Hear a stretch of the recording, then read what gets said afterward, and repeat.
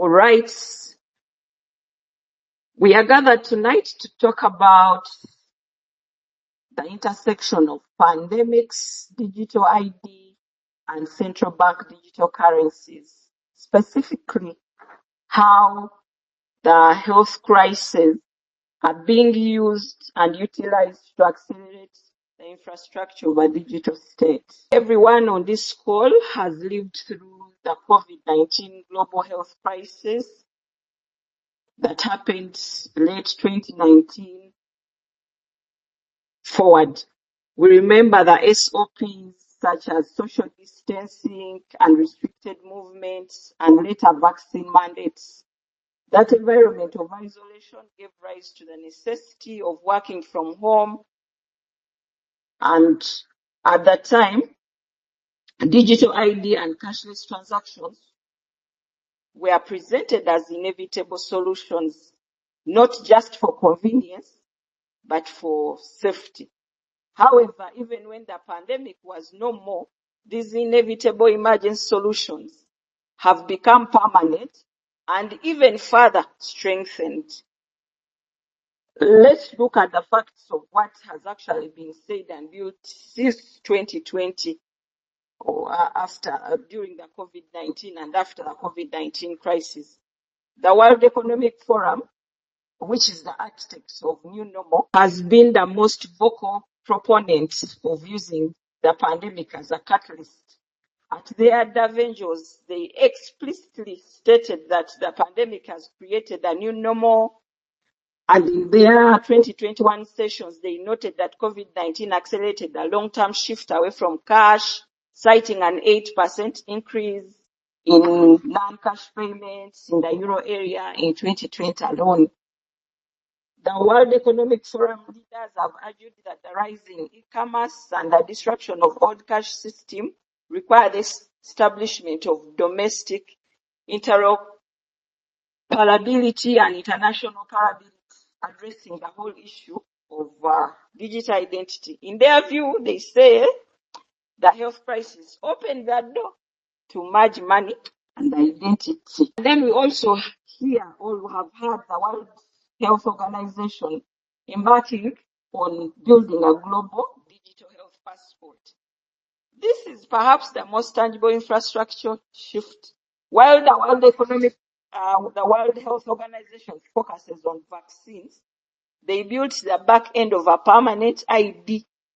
They launched the WHO Smart Trust and the Global Digital Health Certificate Network.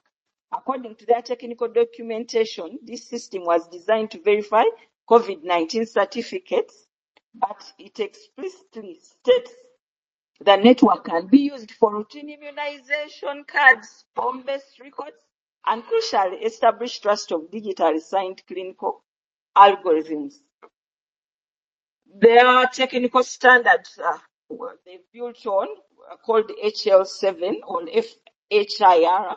The same architecture is being used for decentralized identity. But even the International Telecommunication Union, ITU, transitioned the digital COVID certificate group into a permanent body. There is now a permanent body called Joint Coordination Activity on Verifiable Health Credentials, which was established last year, May 2025. So we can see that the vaccine passport was the pilot program for permanent global standardized digital health ID. Governments and central banks have also had stimulus connection. In the early days of the pandemic, governments needed to get money to citizens first. Even in Uganda here, I remember there was some money given out to people to support them. Even food was distributed. And this created a political opening for central bank digital currencies. In March 2020, the US Congress considered the digital dollar in their CARES Act stimulus package. While the language was later dropped, the reasoning stayed, it was recorded. So proponents argued that using mobile remote deposit capture to deliver stimulus was a matter of safety, avoiding virus-laden ATMs. So you realize they're saying we cannot touch ATMs. They spread viruses. and things of like that.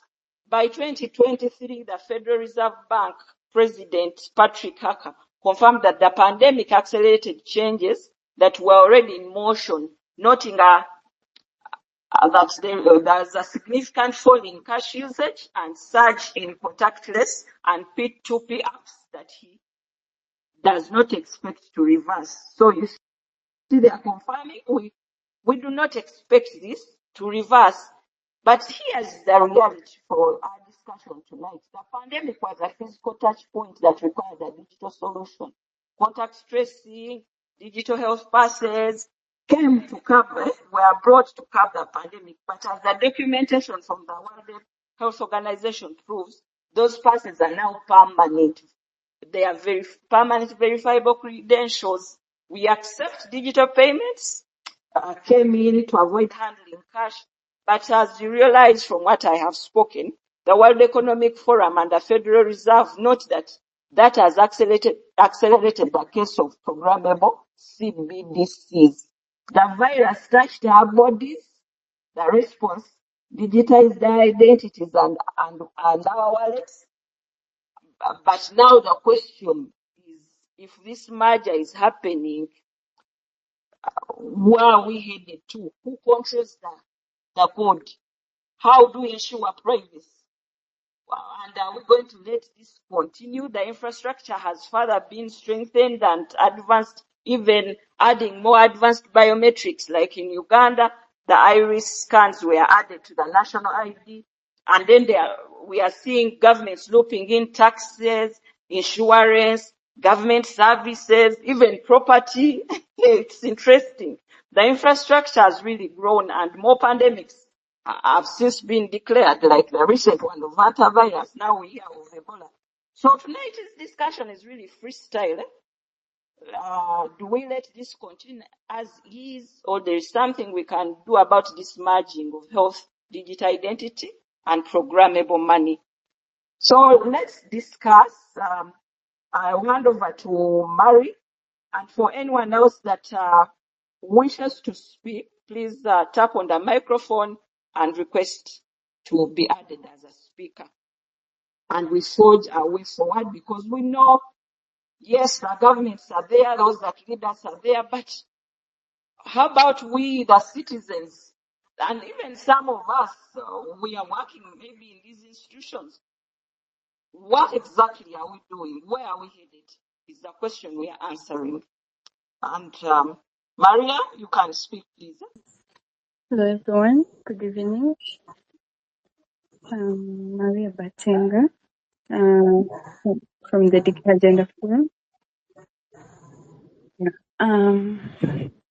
And Lillian has said, when the pandemic began, we needed, there was need, so to say, to create systems, to create responses, to find ways of adjusting to the situation, of adjusting to according to the SOPs that were also created. So there were these responses, there were systems, there were solutions, so to say, created to match the new normal, to help us go through the pandemic, to help us align with the SOPs, social distancing, all those things, like to help us align. And governments, the private companies, different institutions, they all came up with different solutions to saying they want to create safety, to help people manage the situation without, and also reduce the spread of the pandemic. But as Lillian said again, we saw that most of those solutions ended up becoming, permanent. They ended up being integrated within our lives, even up to now. And it created a new normal, as they called it. And we can see that even during that time, there were those meetings, conferences, uh, the global leaders were involved in, and the World Economic Forum and whenever they used to gather, they were saying that this is an opportunity. They said COVID-19 is an opportunity to build, a new future, to build a new normal, to build the system afresh and realign. To build the new normal, to build a new future that they desire or that we desire. Yeah, and we have seen most of those things, like we have seen our lives totally rearranged to match those systems. And in my contribution, I wanted to focus on how the pandemic accelerated the normalizing of these digital tracking tools and the cashless systems. Yeah, and the pandemic itself, it didn't increase actually the creation of these tools. We saw that most of these systems are already in place. It just increased the adoption, like where people started now adopting these tools as alternatives to serve the different things they were doing differently before. So, which would also maybe raise a question that while COVID-19 was maybe there, could it also be a test? Because as Lillian talked about the new pandemics being announced, we have seen news where they talk about, Ebola. Even they talked about it in Uganda. Even when maybe there are 0 cases, it is still emphasized and talked about as very, very serious. And it also makes you wonder: did COVID-19 act as a test to see that whenever there is whenever there is whenever the pandemic comes, that these tools will be adopted, like whenever they want to enforce something, whenever they want to align us with the use of these tools, it can always be that those announcements where even something maybe small can be exaggerated to increase the adoption of these tools. And so we saw, I think the shift from those temporary tools being turned to permanent tools and normal digital habits. Lillian talked about that. And then there was the contact tracing, and then those exposure notification systems that were used then to where they were claiming that they're using them to track the infection spread, to alert the exposure risks and all that. But now those tools have been adopted again, and they are still in use even up to now. Some of them are not widely used, like maybe the COVID-19 app is no longer used right now, but they have still normalized the idea of, they have still normalized the idea of linking health status and digital identity. They have normalized that, where people find it easy, that mobile phones are still used for that. So then there is the cash bit, where cash was more like discouraged to be used in that time, where they're saying that cash is unsafe. I remember there is a time they were saying that, before you give someone money, first sanitize it. Before they give you change, first sanitize it. And people found it hard which even made it easy for them to shift. Say, oh, if this is too hard, if I have to sanitize money all the time, if it is not safe, if it is going to expose me to risk, why don't I just adopt, mobile money?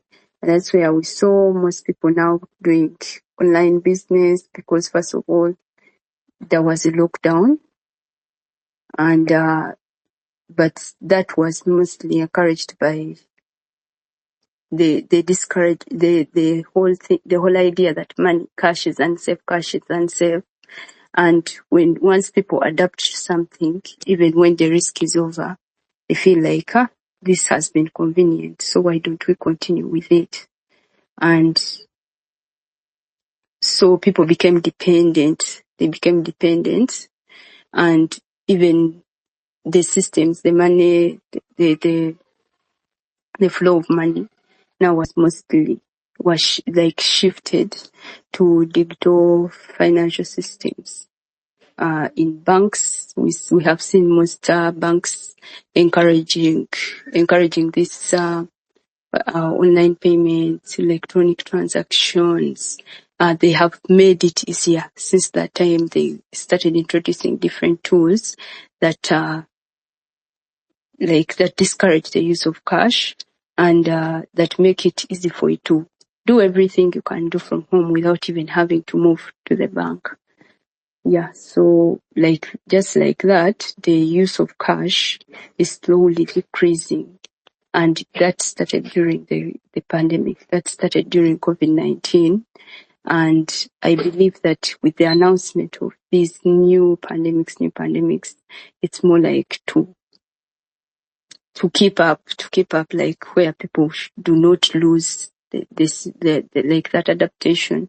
People do not lose that. Like whenever you're getting back to normal, whenever you're getting back to the way you used to be, something new is being introduced to take you back to that time where cash was unsafe, where you are dependent on digital systems.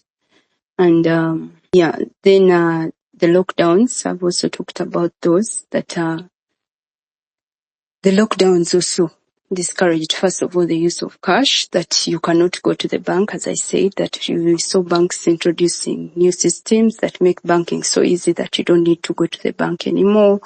You don't go to the shops to buy things. Online businesses packed. We saw TikTok businesses, and up to now, Ugandans use, we have seen it in Uganda, even elsewhere, that online businesses now are thriving, and they were still thriving.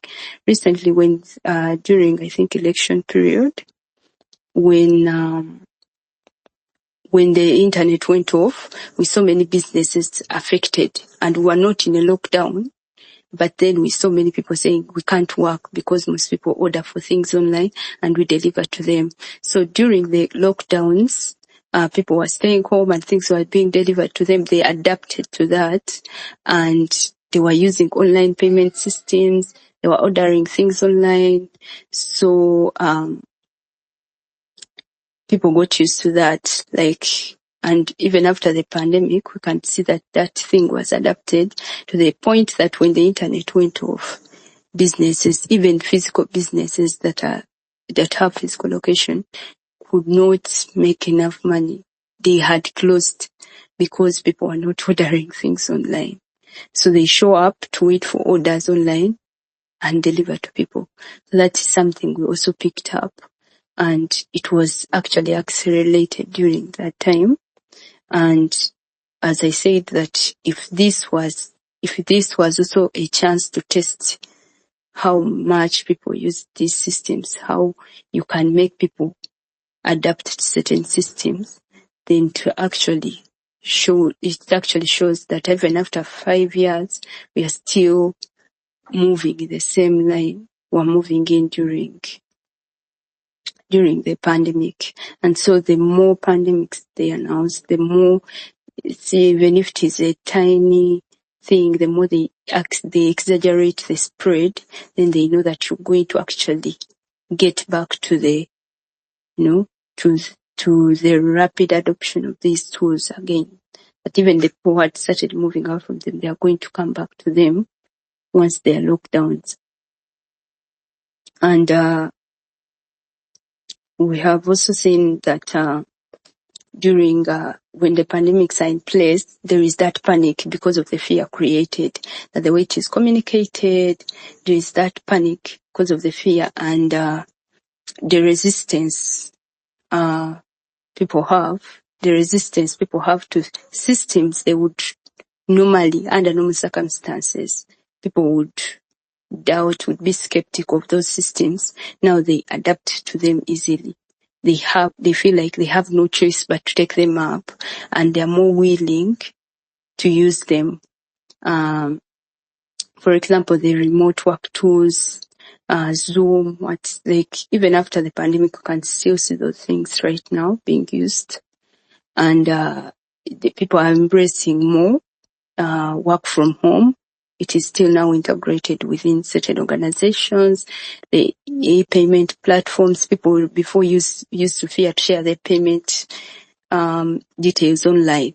They used to fear sharing their location data, their health data, their identification documents online. But now, because of that time, when you tell them, when you show someone that, this is what is going to save you, this is what is going to help you in this period, like there is this urgency, there is this risk, you're at risk of dying, so they will easily give you all the data that they feel you need to help them.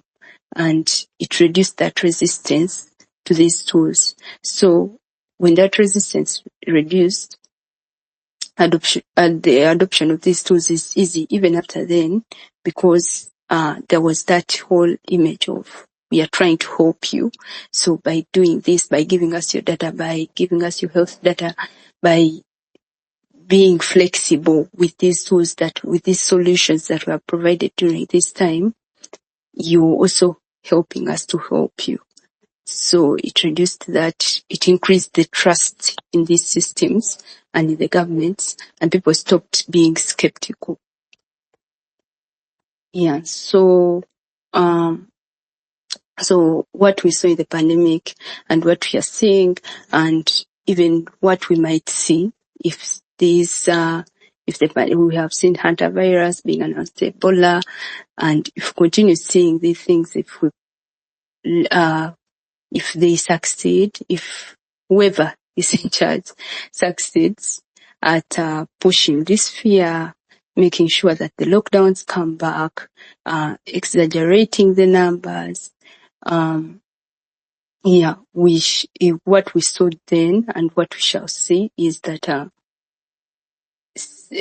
systems are not normally introduced during this time. They are introduced before, but these pandemics will be used to push people to adapt to the systems that they want them to use. That at the end, that what is more important is that you adapt to these systems. You adapt to the digital currency.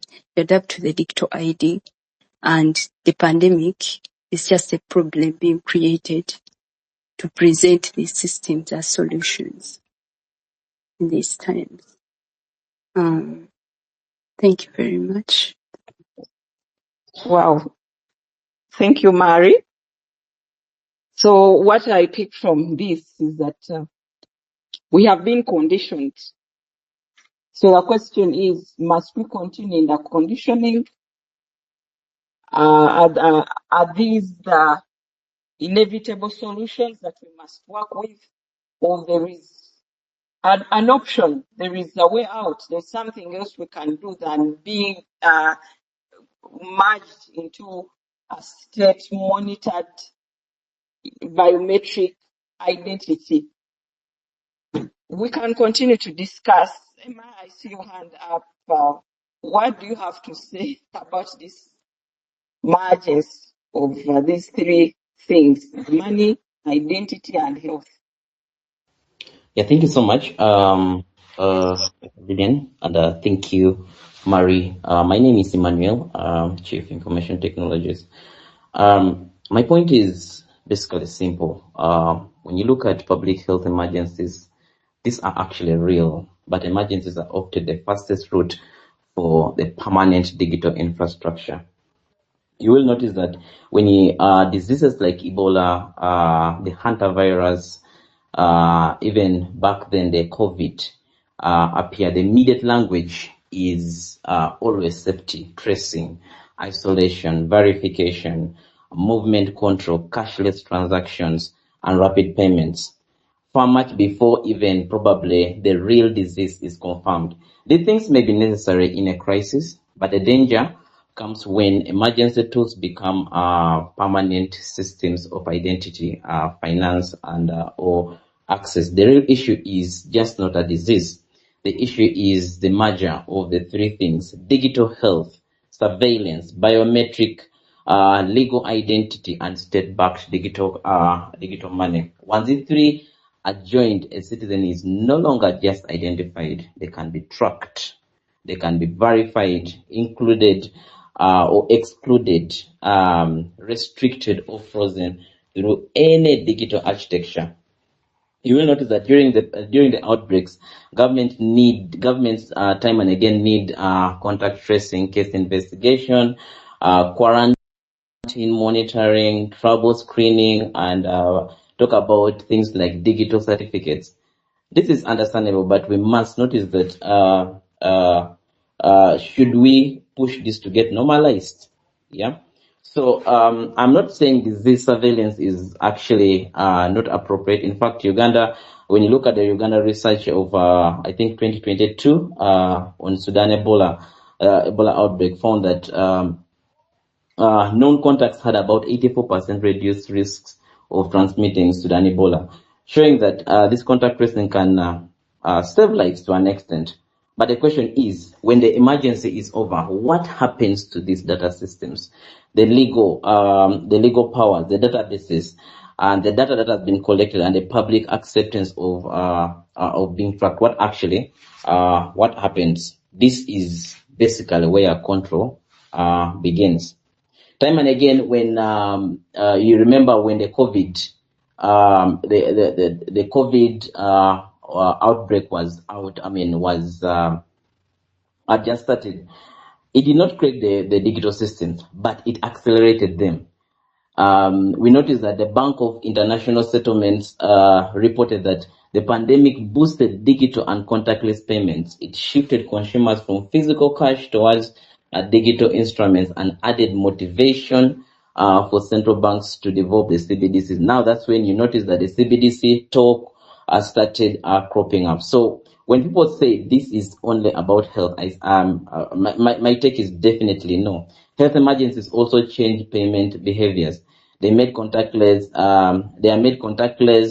Mobile, remote, QR-based payments, and app-based payments. So you will notice that the engine or what triggers is always these emergencies.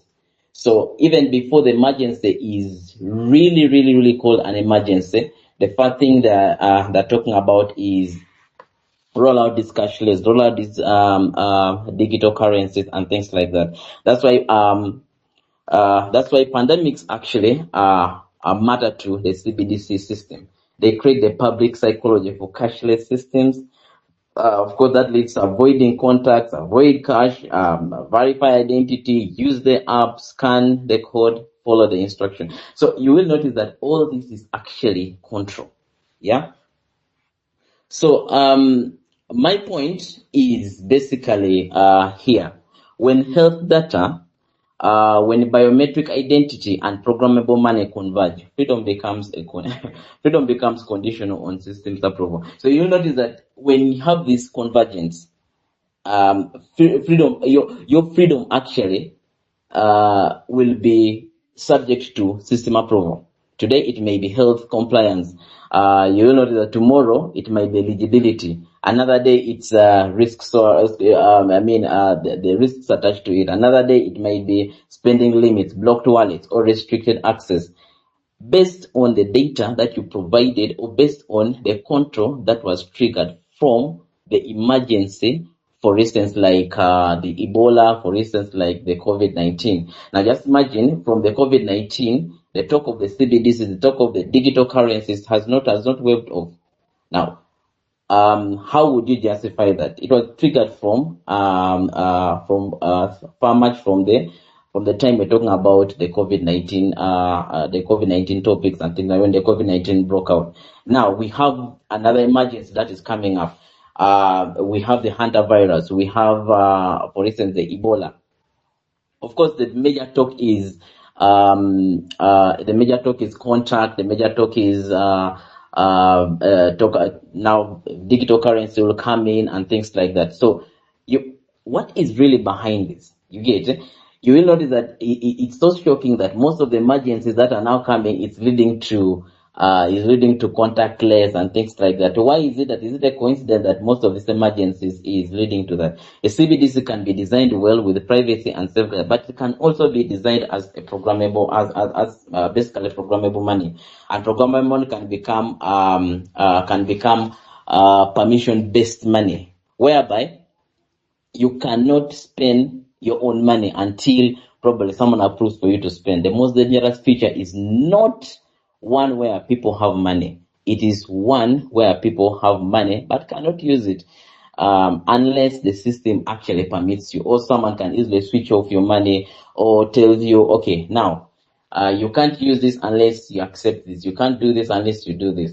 So time and again, these emergencies are easy routes for us to, or easy routes that whoever is creating the system, or whoever is engineering the systems to make sure that they are rolled out there. Of course, after the outbreak, question is, will we go back? No, because there was an agenda behind the push of that digital currency or that digital money. So basically, my call will be not fear out there, but it's basically safeguards. Yeah. One, the encouragement here is keep cash legal and unaccessible. Of course, this is to government. Cash protects people who are offline, rural, elderly, and things like that. And of course, it shouldn't be attached to things like emergencies and things like that. That never. The other thing is basically maybe a call to government is never make digital ID the only gate to essential services. You will notice that any outbreak or any, in quotes, I would say, talk about Ebola, talk about hantavirus. Talk about hantavirus. All this is an emergency that is leading to, for lack of a better word, control. Yeah. So, of course, the call out there is we should be in a place of never make it the only gateway for essential services, then separate health surveillance from financial control. You will notice that health data collected from, for instance, Ebola, hantavirus, or any outbreak must not become a backdoor into financial restrictions. Because assuming after the hantavirus, will we have financial freedom if the restrictions that are imposed, for instance, from Ebola or hantavirus are actually in place? Will we have our freedom back? That's the big question that you need to ask yourself. Finally, my closing remark is basically the disease may be real, but fear must never be used to build a permanent architecture of control. Public health must protect life, of course, not quietly normalize surveillance, digital identity, or something like that. You get it? And the feature of money must not become the feature of permission, whereby for you to use your own money, you need to require permission for you to proceed to purchase or to interact with anything that you've purchased. You will notice that when your money is digital, digitized, with whether there is an emergency, the time of emergency, after the time of or after that emergency, so long as your money is 100% digital, it's under control. Now, after the emergency, what happens? So that's a big question. Over to you, Lillian. Thank you, Emmanuel. What I picked from you are actually solutions. Yes, the pandemic, the health crisis may be there, but it should not be used to create permanent problems. I can summarize it that way. So, and then I also have heard that there is an agenda behind these things. It's not just about the pandemic, but there is an agenda behind. The moment there's an opportunity to push through that agenda, then it is quickly pushed through. So the solution from the discussion tonight is that we should not use fear as a tool to build permanent architecture of control. Let's have alternatives. Let's not make the digital ID the only key to access of services. Yes, it might be a solution during the crisis, but it should not continue as a permanent, way of living. And then citizens must always have offline and non-digital alternatives. CBDCs, the central bank digital currencies, should not replace cash or other payment systems. We should limit what data digital ID systems can collect. Why are we getting into advanced biometrics when the basic biometrics and features are still working? Why are we exposing citizens to all these cybersecurity issues and then being locked out of life simply because of a digital ID? And then let's prevent cross-linking of identity to the different services of life, health, finance, mobility, and even court orders. You find if you don't have an ID, digital ID, you will not access this. You will not swear your affidavit. Why are we getting into all that? So let's not cross-link these things, cross-link with taxes, land, property. And let's have a separation between identity systems and financial transaction systems. So identity should not be equal to total surveillance of life or total surveillance profiles. So if CBDCs are introduced, because in some countries they have already gone far to even have this tested out, cash must remain legal tender indefinitely. Businesses must require to accept cash with reasonable expectations. In Uganda recently, during the elections, the internet was switched off and even access to mobile money was restricted. So does it mean that the population is going to stand, life is going to stand still simply because the infrastructure they were depending on can now no longer serve, can no longer work? So we should think of all these things as we advance and getting into all these technological advancements. But also, it brings in an aspect of sovereignty. Maria, I don't know if you want to talk about sovereignty in decision making. Nations seem to be running with a global, one world global order. The World Economic Forum has sat and said. The World Health Organization has sat and said. The UN has sat and said. The International Monetary Fund has commanded. Should nations just run with all these things? Or they should reserve some sovereignty and apply methods and ways that are customized and are fit for the population that they lead. Why should we adopt something that works in Europe, yet in reality it doesn't work in Asia, or it doesn't work in Africa? Maria, over to you. Really, I am thinking forward. What happens after the pandemic? Yes, thank you so much, Lilian.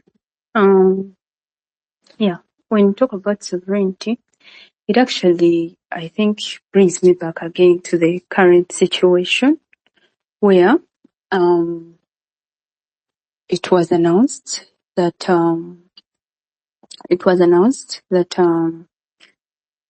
there is no, when the Minister of Health, when she was communicating, she was talking about Ebola being in Congo, and then she was cautioning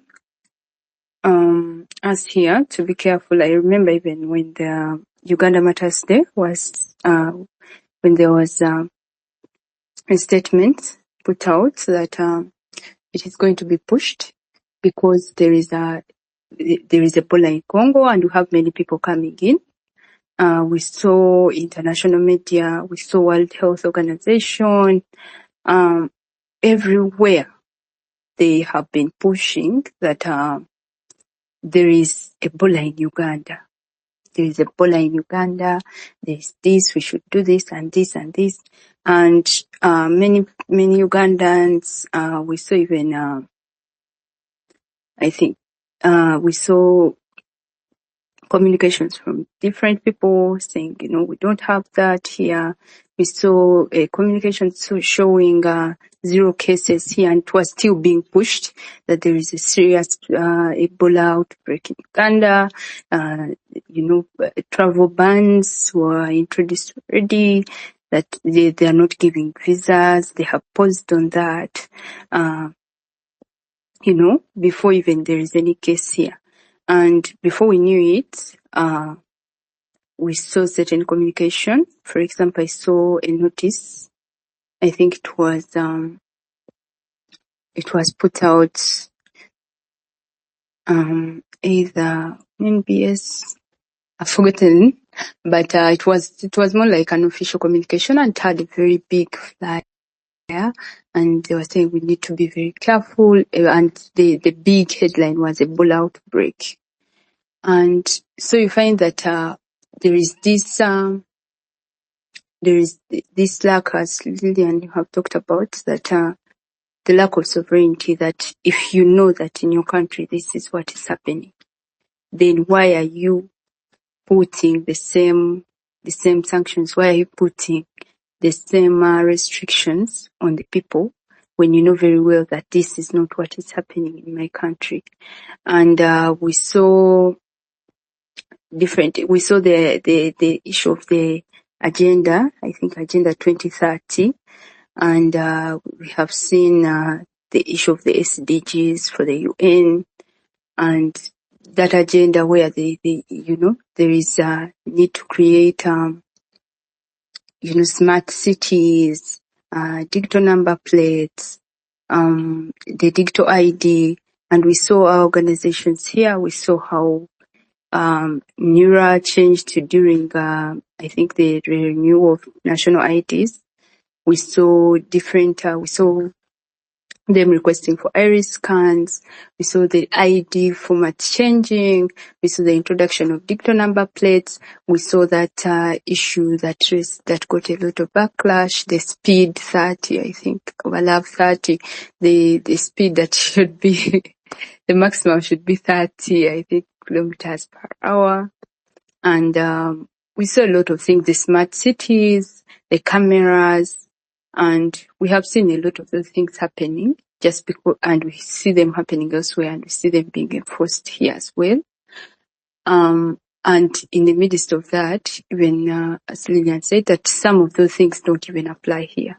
That you see something being pushed that we are chasing, yes, Agenda 2030, but even the technology we are trying to push, even the people enforcing it or the people trying to put it in place don't even understand how it works. There is a lot of things that you find that there is no digital literacy here. People are not able to use smartphones. People don't know how to use smartphones. People don't know how to use these digital platforms. But then you find that some of these things are being brought, some of these things are being introduced, and there are no consultations, and all of a sudden they tell you, you have to adjust. This is what has been introduced. Is that without even checking that is our population tech survey, are they able to understand how to do things? Won't they be secluded? Like, would they be excluded? Would they be cut off from the economy if we change maybe to CBDCs, if we change to digital systems? They don't have smartphones. They don't know how to use some of these things. They don't have maybe the gadgets that are necessary. Use these systems, and we need to really get back to that place of sovereignty, of knowing that this is our population, this is what we want for our nation. But I think there are a lot of factors also that affect that sovereignty. I remember when we were talking about, I think, the sovereignty bill, and there were many things that could, there are a lot of things that were discussed concerning that sovereignty that we have already given it away. When you depend on these people, when you depend on these organizations, when they are the ones giving you money, when they're the ones sponsoring your economy, you find that the options you have but to submit to them and take on whatever is brought is the price you pay for the donations you're getting. It is the price you pay for the help you're getting. So when you find that even the roads you own, or even the everything, it is on debt, it is these people are the ones supporting you, find that the chance at sovereignty is limited. So so before we look, as we look at the sovereignty that we need to also see what are some of the things that are taking away, that are limiting us from making our own decisions, because there are actually other factors besides us looking at our population and then you're like, we can make this decision. I believe there are a lot of factors affecting that. And so everything that is introduced, we are being put in that position where we have to implement, regardless of whether our population matches that or not. Yeah, and one of those I've mentioned that if these people are the ones giving you money, if your economy cannot support itself for the bigger parts, you find yourselves in that position. Okay. I believe this discussion is insightful both to the citizens and the leaders, policymakers, and the international community, really. When it comes to issues of user control identity and data rights, what exactly are we doing? Are we going just all in and forgetting and putting a blind eye to issues of data rights? Can citizens have a right to see what data is held about them, the right to correct and delete some non-essential data? Do they have the ability to use selective disclosure, for example, proof of age without revealing full identity? And then when it comes to maintaining plural systems and avoiding a one world system as it is being introduced and being pushed, can't we have a resilient society that has multiple payment rails? Why should we have say we are going digital, we must go digital? Can't we have cash, banks, mobile money working together and so that we have multiple streams? When one fails, we are still able to continue. Can we have multiple identity verification options, physical plus digital? Why are we saying it should only be digital? Those are questions that should be clearly answered. Multiple service access channels, really. So the data is not digital systems themselves. We are not against digital systems. We put this straight. But it's about the monopoly of identity and money infrastructure. That is our argument. And using these situations of health crisis to create this monopoly. And therefore, our core idea in this entire discussion is a stable post-pandemic system is not one we call digital versus analog. No, this is not a situation of digital versus analog, but it is digital tools plus guaranteed alternatives plus strict legal boundaries on state and institutional power. So I don't know if Director Emmanuel, if you have something to say before we close this. What do we take from this? What do we tell our policymakers? And what do we tell the citizens? What do we tell the implementers? Thank you so much. I think I will still get back how the policymakers, the implementers is I'll just draw it from the ones that you say you will notice this might be real, but Emmanuel, you're muted. Emmanuel, can you able to hear us? Is there someone else that would want to speak from the faith angle? What does faith say when it comes to the digital agenda? Mary, maybe I give it back to you. I know you're a woman of faith. Yes. From the faith angle, personally, I'm a Christian, and I believe all of us in different lines of faith believe that God is, God is sovereign, God is supreme, and God is supreme, God is faithful, He's reliable. We need to come to a place, because I believe one thing that has subjected us to most of these things is we have shifted our trust, we have shifted our focus from what is reliable, from the God we claim is our first choice, and put that faith in either governments. Some of us are too loyal to our jobs. Some of us are too loyal to our bosses. It is what has actually, even our governments are too loyal to these organizations that are actually running these agendas. They're actually pushing, subjecting people to all these kinds of things. The digital ID, the CBDCs, the pandemics, and the lockdowns and all those things that come with pandemics. And our governments are too loyal to them.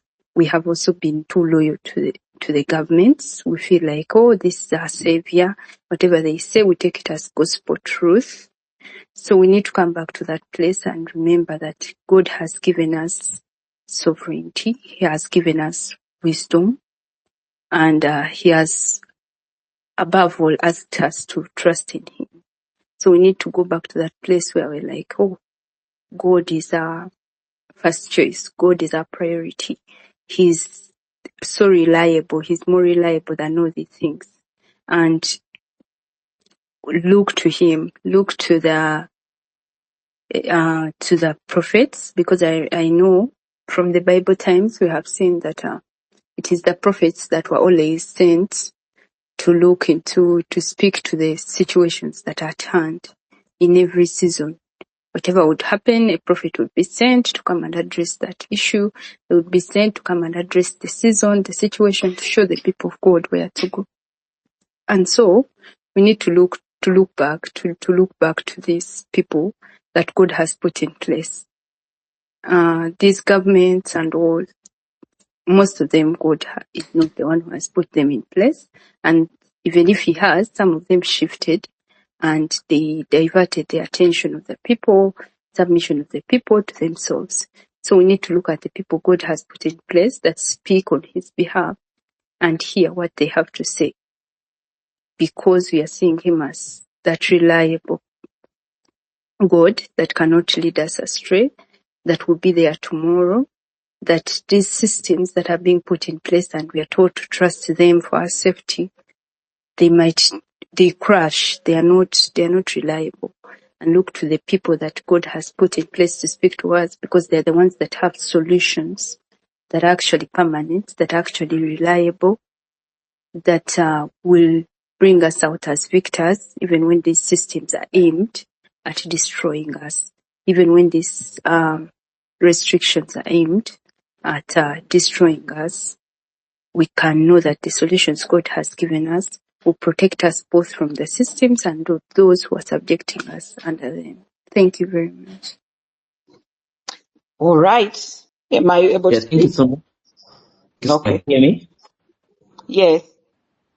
Okay, thank you. Thank you so much, Lillian, and thank you, everyone who has joined in. Maybe my final remarks is I'll draw from what you and Marie have just been saying.